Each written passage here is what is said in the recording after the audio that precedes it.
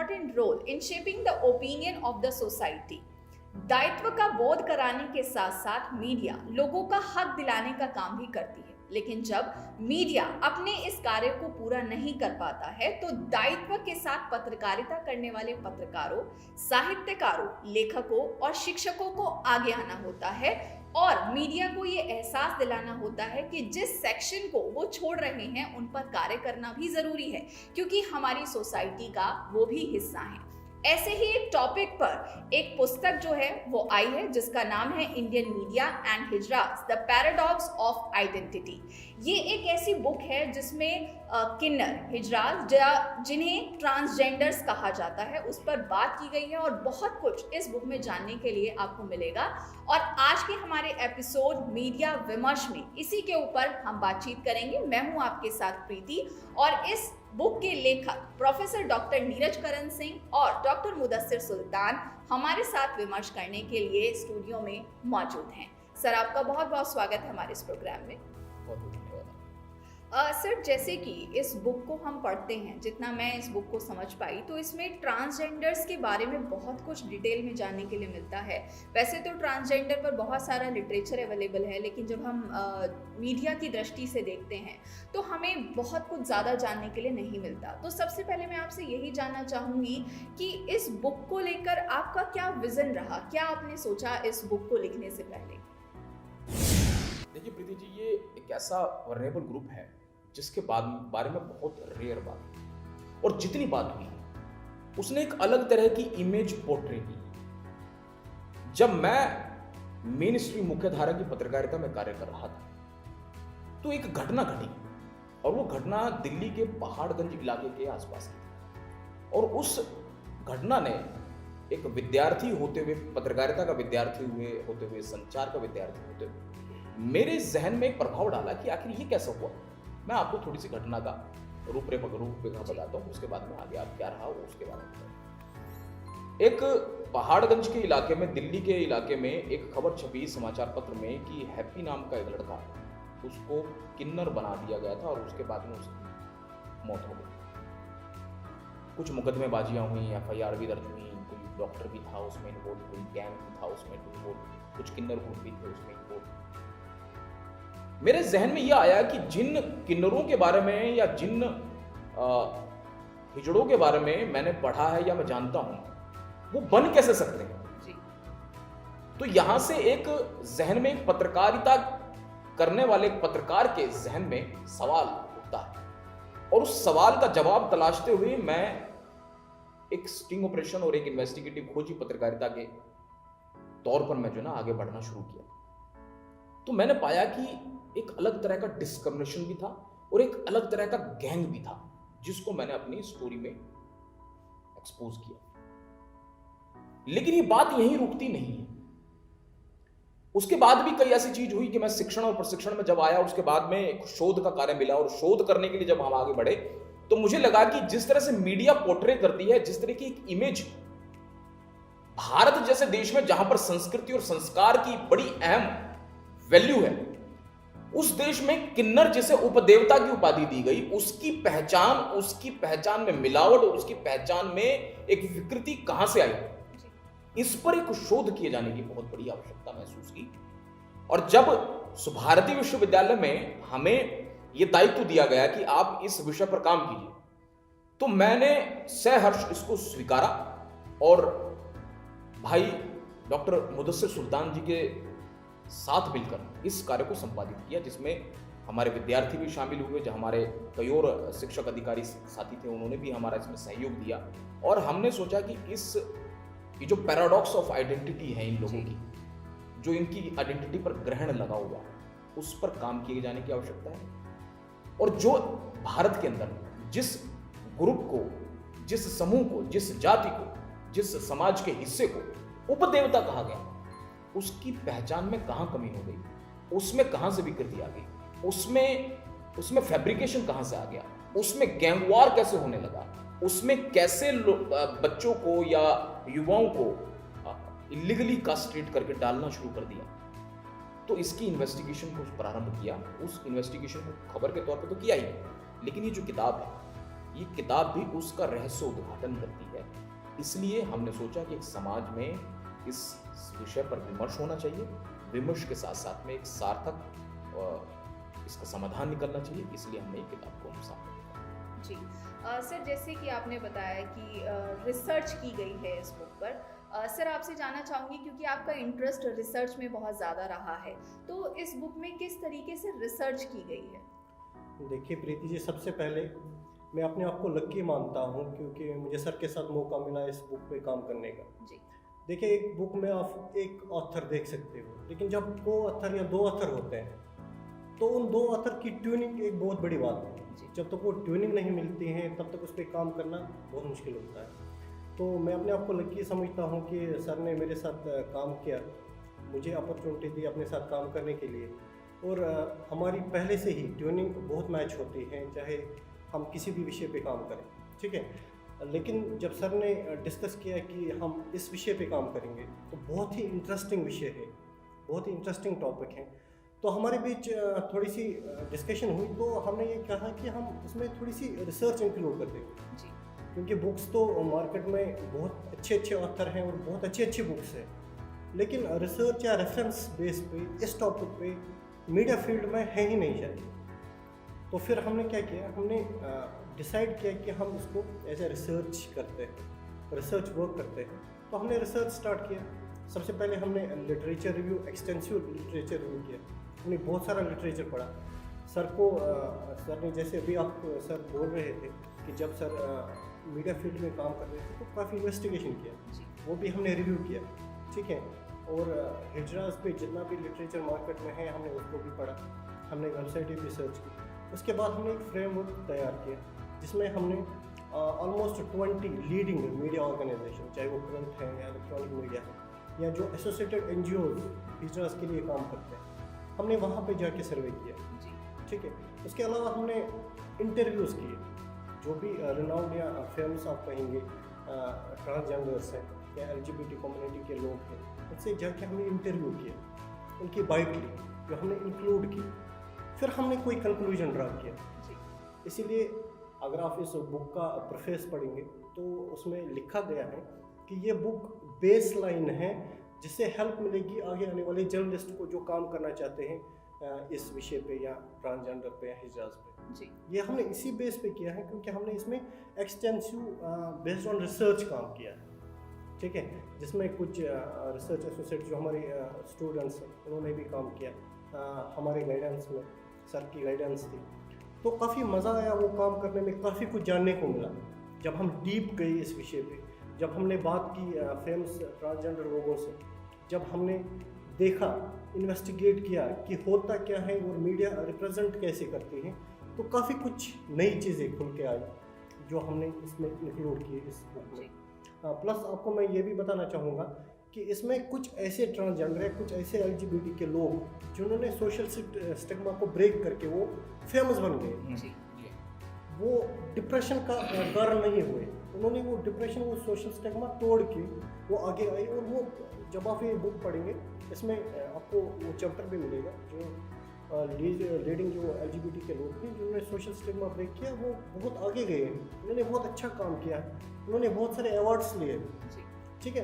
तो इनकी आइडेंटिटी को आगे लाना, उसके लिए मीडिया क्या कर रही है, अगर मीडिया कुछ कर रही है तो क्या कर रही है, अगर नहीं कर रही तो उनको क्या करना चाहिए, इस विषय पे हमने रिसर्च बेस्ड ये बुक लिखी। जी सर, जैसे कि सर ने भी बताया कि ये बुक जो है वो जर्नलिज्म के लिए एक बेस लाइन की तरह काम करेगी, तो मैं आपसे जानना चाहूँगी कि इस बुक में ऐसा क्या है जो ये बेस लाइन की तरह काम करेगी? मैं अक्सर इस बात को कहता हूं कि मीडिया जो है भारत के अंदर लोक शिक्षण का कार्य है, लोक प्रशिक्षण का कार्य है, और वो अगर चाहे तो दृष्टिकोण बदल सकता है, और अगर वो चाहे तो दृष्टिकोण विकृत हो सकता है। जब हम मीडिया की बात करते हैं तो मैं प्रखर तौर पर इस बात को कहता हूं कि एक ऐसा शिक्षक है जो जनता को शिक्षित बनाता है, और अगर वो किसी सोच, किसी कम जानकारी से प्रभावित हो जाए तो वो कुछ का कुछ कर देगा। जी बिल्कुल। आप सोचिए कि ये विषय जब हम इस पे बात करते हैं कि जब हम 4 युगों की कल्पना करते हैं और 4 युग में 3 युग, एक युग में हम लोग और आप लोग हम सब बैठकर यहां पर परिचर्चा कर रहे हैं, लेकिन 3 युग हमने देखे नहीं है, लेकिन अपने शास्त्रों में पढ़े, वैदिक संस्कृति में पढ़े, अपने ग्रंथों में पढ़े। उन 3 युगों में हमने इस किताब में लिखा है किन्नरों की उपस्थिति है। चाहे आप सतयुग की बात कीजिए, चाहे आप त्रेता युग में बात कीजिए, राम युग की बात कीजिए, चाहे आप द्वापर युग में जो है शिखंडी की बात कीजिए, अर्जुन का भिरन लल्ला बनने की बात कीजिए, या इसके अलावा कई सारे एग्जाम्पल हैं। और शिव के अर्धनारीश्वर रूप की बात कीजिए, वो समानता, भारतीय संस्कृति के समग्र और समानता के संकेत को प्रतिस्थापित करने का बहुत बड़ा एग्जाम्पल है। तो जिस देश में अर्धनारीश्वर की बात है, जिस देश में एक शिखंडी राजा है, जिस देश में अर्जुन जैसे धनुर्धर को भिरन लल्ला बनना पड़ता है, उसमें ये विकृति कहां है, कहां पर कमी रही? और जिसके वैदिक ग्रंथों में उपदेवता कहा गया, यक्ष को, गंधर्व को, किन्नर को, वो उपदेवता कहां पर खो गया? आज भी भारतीय संस्कृति में उनको देखने, उनके आशीर्वाद लेने से यह माना जाता है कि सारे ग्रह खत्म हो जाते हैं, ग्रह कट जाते हैं। तो क्या हुआ? मैं मानता हूं कि इसमें शोध में हमने लिखा, मैं मानता हूं कि जैसे ही आक्रांताओं का या बाहर की साम्राज्यवादी ताकतों का भारत की संस्कृति पर जिस तरह से प्रभाव पड़ा है, उस प्रभाव ने बहुत ज्यादा इसको विकृत किया है। इससे पहले ये किन्नर थे जी। लेकिन जैसे ही मुगल काल में आप आते हैं तो इनको एक नया नाम दे दिया गया, हिजड़ा। और हिजड़े का मतलब है पृथक समाज। हिज्र शब्द से बनाइए, हिज्र का मतलब है एक पृथक समाज, जो समाज है उससे कुछ अलग तरह का समाज। वहां से यहां पर आप देखिए ये अलग तरह के शब्द गढ़ना शुरू किया गया। और उस वक्त में मुगल काल में ये क्यों इनको नया नाम दिया गया, ये क्यों एग्जिस्ट करते थे या किस रूप में एग्जिस्ट करते थे, उसके बाद बताओ। दरअसल राजाओं के हर्म हुआ करते थे। वो राजाओं के हर्म जो है वहां पर उनकी रानियां, उनकी बेगमें रहा करती थी।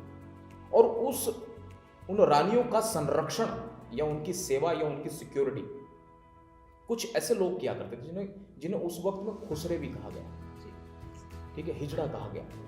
वे लोग किया करते थे जिनमें पुरुषत्व नहीं था, ताकि उनकी रानियां संरक्षित रहे, सुरक्षित रहे। वहां से हिजड़ा शब्द जुड़ता है। जब तक वो मुगल काल रहा, उसके बाद में जब अंग्रेजों का शासन आता है और अंग्रेजों के शासन में एक नया शब्द आ गया, ट्रांसजेंडर। मतलब जो व्यक्ति जिस जेंडर में जन्म लिया था उससे बदल गया, इसका मतलब ट्रांस हो गया, बदल गया। मतलब मेल है, आप इसको देखिए कैसे समझेंगे आप। मेल है, फीमेल बना और फीमेल बनकर मेल में उसका इंटरेस्ट हुआ। यह हमारी संस्कृति नहीं है।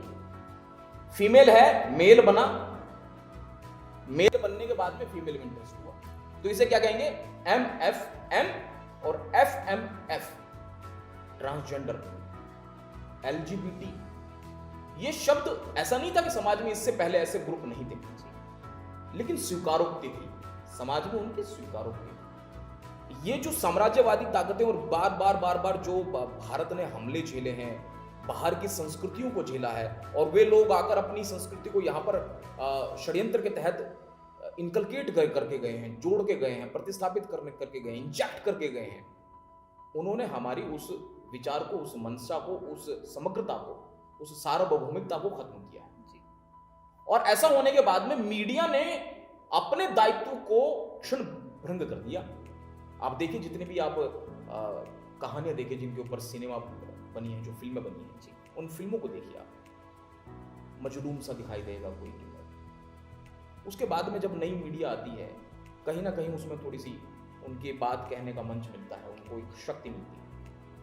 लेकिन किन्नर शब्द गुम गया। टोटल संख्या था, अगर किन्नरों की संख्या की बात करें तो टोटल संख्या था केवल 5% ऐसे लोग हैं जो सही में किन्नर हैं, या नाम देते हिजड़ा है, या नाम देते ट्रांसजेंडर।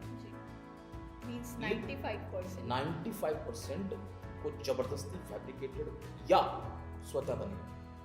लेकिन वो भी स्वीकार भारत में किए गए हैं, उनकी भी स्वीकारोक्ति है, और जब वो स्वीकारोक्ति है तो उनको उसी तरीके से पोर्ट्रे किए जाने की भी आवश्यकता है। उनकी आइडेंटिटी क्राइसिस ना हो।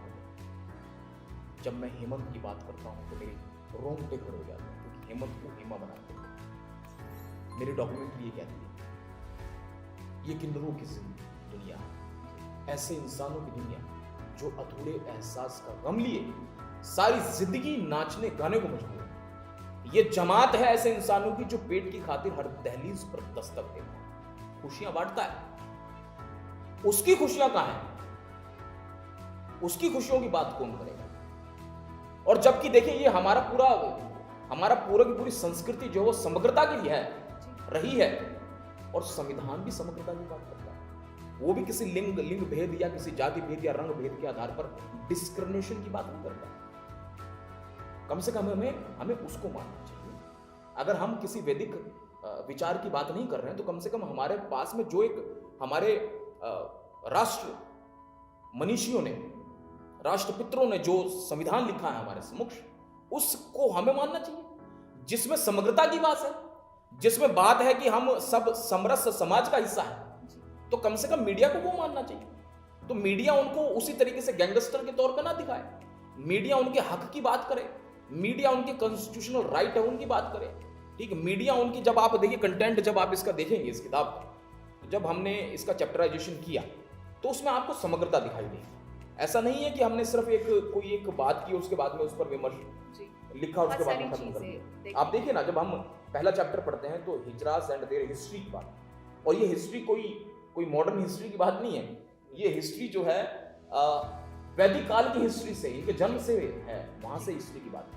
और फिर इसको थोड़ा सा मैं आपको ऐड करना चाहूँगा। हाँ, इसमें हमने ऑथर जो सर खुद हैं, इनके चाइल्डहुड की जो एपिसोड इनके साथ हुए, जो उन्होंने आंखों से देखा है, हाँ। वो भी ऐड किए हुए हैं। जब इसका आप कंक्लूजन वाला पेज पढ़ेंगे तो उसमें जो घटनाएं सर के आंखों के सामने हुई हैं, वहाँ से हमने स्टार्ट किया है। दैट मीन्स ये हिस्ट्री जो है, ये आंखों देखी हिस्ट्री भी है, प्लस जो हमने एक्सटेंसिव लिटरेचर रिव्यू किया वो हिस्ट्री है, और वैदिक काल से जो सर बता रहे हैं आपको वो हिस्ट्री है। वो हिस्ट्री है इसके अंदर। और हिस्ट्री के बाद में हमने ये बताया कि किस तरह के भारत के अंदर किस तरह के टाइप्स हैं हिजड़ास, वो बताया, टाइप्स, प्रकार भी बताया।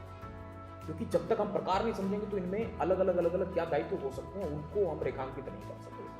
अलग अलग ग्रुप के क्या किस तरह की उनको आइडेंटिटी क्राइसिस है, ये रेखांकित नहीं कर सकते, इसलिए टाइप्स। उसके बाद में सोशो इकोनॉमिक कंडीशन क्या है, किन्नरों की क्या है, वो सोशो इकोनॉमिक जो एक पहचान देने का काम करती है, इसलिए ये इंपॉर्टेंट चैप्टर है। उसके बाद में है कि कॉन्स्टिट्यूशनल राइट्स क्या है, कि हमारा संविधान जो है हिजड़ास के लिए या इस तरह के ग्रुप के लिए क्या कहता है, उसकी जिक्र है। उसके बाद में आप बात करेंगे media representation and recognition of hijras क्या है। ऐसे कई सारे किन्नर ग्रुप हैं या व्यक्ति हैं जो आज भी मीडिया में काम कर रहे हैं, उनकी पॉजिटिविटी कहाँ है, उनको दिखाने की आवश्यकता, उनको समग्र तौर पर स्वीकार करने की आवश्यकता है। हिजड़ास इन मीडिया एंड इंफॉर्मेशन सर्विसेज, बहुत सारे लोग हैं। इस किताब को जब आप पढ़ेंगे तो आप पाएंगे कि ढेर सारे ऐसे लोग हैं जो इंफॉर्मेशन सर्विसेज और मीडिया के लिए काम कर रहे हैं। वे कहाँ हैं, उनके बारे में बताने की आवश्यकता है। ठीक है, कास्ट्रेशन और इसकी लीगैलिटी क्या है। अगर कोई भी किसी को ऐसा थोड़ा ना कि कोई कास्ट्रेट कर देगा अपने समूह को बढ़ाने के लिए, अपने गैंग को बढ़ाने के लिए, उसकी लीगैलिटी है। उस लीगैलिटी को समझना पड़ेगा जो हमारे भारत में प्रदत्त कानून है उसके मुताबिक, उसकी क्या प्रोसेस है, उसकी क्या प्रक्रिया है, किस तरह से वो फॉलो नहीं हो पा रहे हैं, उनकी बात है। ऑर्गेनाइजेशंस कौन से हैं जो इनके, संगठन कौन से हैं जो इनके लिए, या भारत सरकार के कौन से संगठन है जो इनके रिहैबिलिटेशन के लिए, इनके विकास के लिए, इनके डेवलपमेंट के लिए काम कर रहे हैं, उनकी पूर्ण जानकारी है। Famous transgender influencers who break the social stigma, जिन्होंने सामाजिक द्वंद्व को, सामाजिक द्वेष को, या सामाजिक जो उनकी परिचय था, उनकी जो आइडेंटिटी थी, उनको तोड़ते हुए, ब्रेक करते हुए अपनी आइडेंटिटी बनाई है। वैसे एलजीबीटी ग्रुप के कौन से लोग हो सकते हैं, या इन लोगों के लिए काम करने वाले सोशल एक्टिविस्ट जो थे, जिन्होंने उस बैरियर को तोड़कर अपनी पहचान बनाई है, समाज में स्थान हासिल किया है, उनका जिक्र है। फिर उसके बाद में ब्रेकिंग द बैरियर्स है। उसके बाद में जाता द पैराडॉक्स ऑफ आइडेंटिटी। निष्कर्ष के तौर पर अगर आप इस किताब को पढ़ेंगे तो आप पाएंगे कि द पैराडॉक्स ऑफ आइडेंटिटी उस संपूर्ण किताब का एक निचोड़ है जो इसमें हमने शोध कर शामिल करने की कोशिश की। जी। सर, मतलब आपने इतने अच्छे तरीके से बताया, और बुक को पढ़ने के बाद सीरियसली बहुत सारी चीज़ें हमें पता चलती हैं ट्रांसजेंडर ग्रुप्स के बारे में, लेकिन इस बुक को करने के लिए बहुत मेहनत भी लगी है। सर, आपसे जानना चाहूँगी कि किस किस तरह की प्रॉब्लम्स आपको फेस करनी पड़ी इस बुक को मतलब आकार देने में? प्रॉब्लम्स या मैं चैलेंज कह सकता हूँ कि चैलेंज कौन कौन से रही। हाँ, चैलेंज ये रही कि हमें जाना कहाँ है, हमें मिलना किससे है, ट्रांसजेंडर लोग हैं कहाँ, ट्रांसजेंडर लोग हैं कौन, उनसे बात कैसे की जाए, मतलब उन तक रीच कैसे हो जाए। जी। इसके लिए बहुत सारा हमने थोड़ा चैलेंज था, लेकिन जैसे कि सर मीडिया में रह चुके हैं, काफ़ी चैनल्स में वो काम कर चुके हैं, तो उस कंसर्न से हमें परमिशन मिली कि हम बहुत सारे हिजरर्स के पास गए, इनके ग्रुप्स के पास गए, इनके हेड्स के पास गए, तो हमने बात की। लेकिन एज अ रिसर्चर अगर मैं बात कहूँ तो हाँ, इस विषय पे काम करना एक चुनौती है, एक चैलेंज है, क्योंकि एक तो बहुत ज़्यादा लिटरेचर रिव्यू इसमें है नहीं, आपको अवेलेबल है नहीं, बहुत ज़्यादा किताबें, बहुत ज़्यादा लिटरेचर, बहुत ज़्यादा कंटेंट इसमें आपको नहीं मिलेगा मार्केट में। तो वहाँ हमें एक तरीके से हम बोलेंगे कि ज़ीरो से स्टार्ट करना था, और इस पर ज़्यादा काम नहीं हुआ। और अगर हम मीडिया की बात करें तो मीडिया और हिजरत को अगर हम जोड़ें तो बात ही नहीं होती। आजकल के टाइम पे हर किसी टॉपिक पे बात होती है, सोशल मीडिया पे बात होती है, इंफॉर्मेशन पे बात होती है, टेक्नोलॉजी पे बात होती है, इवन कि जितने भी चाहे पॉजिटिव चीज़ें हैं या नेगेटिव चीज़ें, हर चीज़ पे बात होती है। लेकिन ये एक ऐसी कम्युनिटी है, जैसे सर बोल रहे थे कि इनकी पहचान खो गई है, कोई बात ही नहीं करना चाह रहा। ठीक है, तो इनके पॉइंट ऑफ व्यू से इनके चीज़ों को आगे लाना, ठीक है, कॉन्स्टिट्यूशन ने टाइम टू टाइम इनके लिए कौन से प्रोविजंस रखे और कौन से प्रोविजन चेंज किए, और वो प्रोविजन चेंज कराने वाले लोग कौन थे। तो ऐसे लोगों तक पहुंचना, ऐसे व्यक्तियों से बात करना, ऐसे ऑर्गेनाइजेशन एनजीओ से बात करना एक बहुत बड़ा चैलेंज था। लेकिन थैंकफुली थैंक टू गॉड और हमारे गुरुजी हैं जिन्होंने टाइम टू टाइम गाइड किया, और जिनकी पहचान एक है मीडिया फील्ड में, तो वो सपोर्ट मिला हमें। और आपके सामने ये बुक है, और मैं आपको बताऊंगा कि हमें यहाँ रुकना नहीं है, सर का आशीर्वाद रहेगा, और हम साथ में इसमें और काफ़ी सीरीज़, मतलब ये सीरीज़ स्टार्ट हो गई है। अब हम ट्रांसजेंडर पे बहुत सारा काम करने वाले हैं, बहुत सारी सीरीज़ की बुक आएंगे जो फर्दर आपको सर बोलेंगे। लेकिन एज ए चैलेंज मैं बताऊंगा कि चैलेंज काफ़ी रहा, लेकिन मज़ा आया काम करने में, और बहुत सारी नई चीज़ें हमें जानने को मिली, और बहुत सारी नई चीज़ें जो इंटरेस्टेड जर्नलिस्ट हैं या जो स्टूडेंट हैं इस फील्ड से, उनको बहुत अच्छा लगेगा ये बुक पढ़ के, और उनको बहुत वो चीज़ें मिलेंगी जो इग्नोर किए गए थे, वो चीज़ें मिलेंगी जिनकी रिप्रेजेंटेशन नहीं थी, वो इस बुक में हमने कोशिश करी है थ्रू रिसर्च और through guidance of our teachers. और मैं क्या बोलूँ कि मैंने पहले भी बोला था कि मैं लकी हूँ कि इस टॉपिक पे सर के साथ मेरे को काम करने को मिला। आपको मैं ऐड करूँगा कि मैं अभी कश्मीर से आया हूँ, ख़ास तौर पे वेदर वहाँ का परमिट नहीं कर रहा है क्योंकि स्नोफॉल हो रहा है, लेकिन ऐसा टॉपिक और ऐसी बुक और ऐसा जो हमने काम किया है, मैं अपने आप को रोक नहीं पाया। मैंने कहा देखी जाएगी, फ़्लाइट कैंसिल होती रहेगी, लेकिन मुझे आना है, इस बुक पे डिस्कशन करना है, इसका लॉन्च जो है उसमें शामिल होना है, और सर से फर्दर डिस्कशन करना है कि फर्दर इस फील्ड में, इस एरिया में हमें क्या काम करना है। जी सर देखिए, ये बुक तो क्योंकि इसका कंटेंट बहुत अच्छा है, रिसर्च बहुत अच्छी की गई है, और जो टॉपिक्स इसमें शामिल किए गए हैं वो भी बहुत अच्छे हैं। आगे जैसे कि सर ने भी बताया कि इसकी सीरीज़ आप बनाने जा रहे हैं, तो आगे की बुक्स में हमें क्या देखने के लिए मिलेगा, क्या आप थोड़ा रिवील करेंगे? देखिए, जिस वक्त में मैं पत्रकार रहा दीदी जी, उस वक्त में एक ऐसा किरदार मेरे सामने आया जिसने मुझे भीतर से आंदोलित कर दिया। ये किताब जब आप पढ़ेंगे तो आप ये पाएंगे, देखिए जो सुल्तान साहब कह रहे हैं, चैलेंज से मैं थोड़ा सा शुरू करता हूँ। एक चैलेंज और था, ये लोग किसी से बात नहीं, इट्स वेरी हार्ड। इनसे बात करना, इनकी बातों को जान लेना, और उन बातों को जानने के बाद में एक इंटरप्रिटेशन करना। यहाँ कंकरखेड़ा मेरठ में इनका सम्मेलन था, हम लोग वहाँ गए, जाने के बाद में इनसे बात करने की कोशिश की। पहले दिन जब गए तो फेल हो गए, दूसरे दिन गए तो फेल हो गए, फिर उसके बाद में तीसरे दिन जाकर हमने किसी तरीके से सोर्स निकाले, तमाम जो पत्रकारीय स्रोत हो सकते थे उनके माध्यम से, या मैंने जो इन लोगों के लिए बीच में काम किया, इनके बीच में रहकर उन माध्यमों से निकल कर किसी तरीके से हम लोग पहुंचे।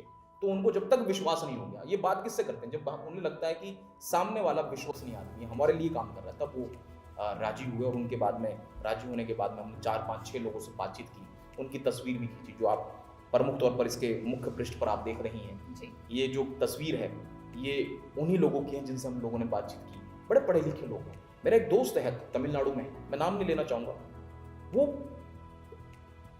विद्वान आदमी, किन्नर है लेकिन विद्वान आदमी है, ठीक है, इतना विद्वान आदमी है, इंजीनियरिंग की हुई है उसने, और वो जितने भी वहां के किन्नर समूह हैं या किन्नर लोग हैं जिनके लिए कभी कुछ नहीं हुआ, उनकी रिहैबिलिटेशन के लिए काम कर रहा है।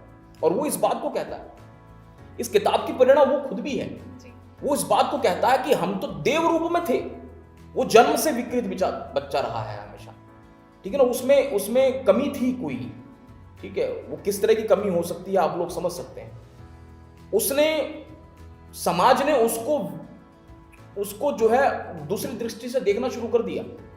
चलो देखने के बाद में उसने अपनी पहचान बनाई, तो आज समाज उसको स्वीकार कर रहा है। और जब वो प्रेरणा का एक विषय हो सकता है तो सबके लिए ये लोग प्रेरणा का विषय हो सकते हैं, और प्रेरणा कहीं से भी किसी से भी ली जा सकती है। जब मैं हेमंत को देखता हूँ, जब मैंने खबर की तो उसमें हेमंत मेरे सामने आया, तो हेमंत अपने आप में एक विषय था, और वो एक शेड्यूल कास्ट जाति से था। उसने किस तरह का दंश झेला है, और ये विकृति कहीं संस्कृति में नहीं थी, संस्कार में नहीं थी, भारतीय संस्कार में नहीं थी। ये विकृति जिसकी बात मैं कर रहा हूँ, जो समय समय पर आक्रांताओं ने भारत पर कब्जा किया है, जो समय समय पर सांस्कृतिक साम्राज्यवाद जैसी चीजें इनकलकेट की गई है, जो साम्राज्यवाद स्थापित करने की कोशिश की है, उन्होंने उस व्यवस्था को तोड़ा है, ये भी टूटे हैं। और वो तोड़ने के कारण ही जो है अगली जो किताब होगी, वो मैं मानता हूँ कि मैं कुछ एक इस तरह के किसी समूह पर या इस तरह के किसी व्यक्ति पर लिखना चाहूँगा, जैसे मैं हेमा की बात कर रहा हूँ, हेमंत की बात कर रहा हूँ। तो ऐसी एक किताब पर हम अगली किताब पर काम कर रहे हैं। वो हो सकता थोड़ी सी फिक्शनरी हो, फिक्शनरी ना हो, लेकिन उसकी बायोग्राफी टाइप हो कि आखिर वो व्यक्ति कैसा था, क्या किया उसने। वो अपने आप में संपूर्ण है, अभी मैं रिवील नहीं कर पा रहा हूँ, लेकिन उसकी वो एक ऐसे सामाजिक दंश से निकला, उसके बाद में उसके जीवन के साथ में क्या हुआ, कैसे खत्म हो गया वो, उस पर संपूर्ण किताब रही। तो वो एक किताब होगी। उसके बाद में हम इस पर एक डॉक्यूमेंट्री बनाने की भी कोशिश करेंगे। कुछ और किताबें हमने इसमें प्लान की हुई है, समय समय पर वो आपको जरूर बताएंगे। सर बहुत बहुत शुभकामनाएं आपकी आने वाली पुस्तकों के लिए, और इस बुक के लिए बहुत बहुत बधाई। हम यही उम्मीद करेंगे कि आपकी ये बुक जो है वो सब लोग पढ़ें, क्योंकि इस बुक में बहुत कुछ डिफरेंट कंटेंट है। Thank you so much sir, आपने अपना कीमती समय हमें दिया और इस बुक के बारे में डिस्कस किया। Thank you so much. साधुवाद। हम आगे बढ़ते जाएंगे, हम आगे बढ़ते जाएंगे। सुभारती सुभारती सुभारती